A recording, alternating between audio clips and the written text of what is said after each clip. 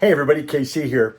So one of the big M&A stories last week was the announcement that Campbell Soup was going to spend $2.7 billion to acquire a company called Sovos Brands. Not a lot of people know who Sovos Brands is, but they own, among other things, Rao's. And so they're the company that makes the iconic Rao's spaghetti sauces and a number of other products as well. Now, Sovos Brands bought Rao's in about, I think, 2017, and they've significantly expanded both the number of products that they sell and their distribution during that time. When they bought it, the Rao's brand was doing something like under $100 million a year in sales, and now it's north of $500 million. So in about 6 years, they've had really a significant impact. It was interesting. Over the weekend, we were having dinner here with my son and his girlfriend. And his girlfriend turned to me at one point during dinner. She says, "Okay, I have a question for you." I hope I have an answer. She said, "If Campbell Soup is buying Rao's, does that mean they're going to screw up the recipe?" Now, I don't know why she was asking me this question. She assumed that I would have an answer. Lucky thing was, I had read the Wall Street Journal piece a day or so before, in which this specific issue was addressed. And basically, the point they made in the story was that the key to Rao's and its success is its taste. It's delicious. They talk about the tomatoes, and I quote, "Those whole peeled plum tomatoes from southern Italy are so essential to the success of the entire company that Sovos lists among its business risks the volcanic activity at Mount Vesuvius." Now, the tomatoes are cooked slowly in kettles with olive oil, onions, basil, oregano, garlic, salt, and pepper, and that's it.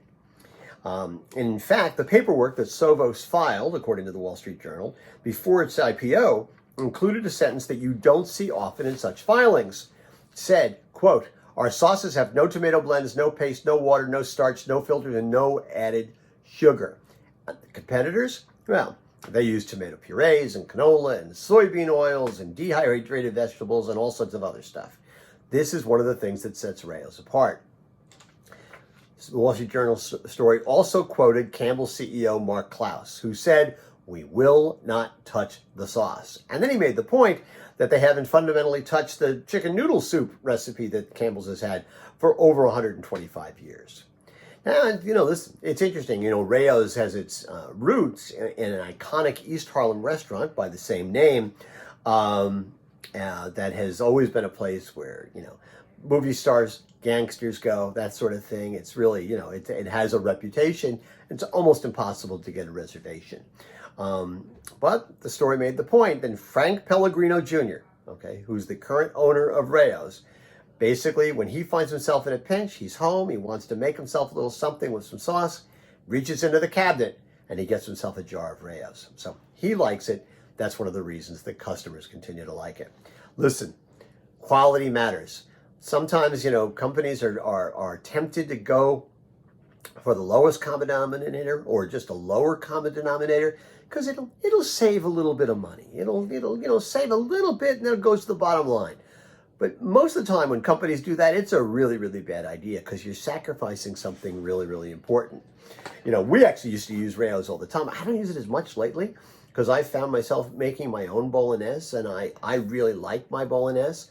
But I'm pretty sure that in the cabinet there's a jar or two, so in a pinch, we've got Rao's. Just in case either I don't feel like making bolognese or Mrs. Content Guy, I'm happy to be on the road and she wants something. So anyway, quality matters. Really, really important. Don't pinch pennies. That's what's on my mind. And as always, I want to hear what's on your mind.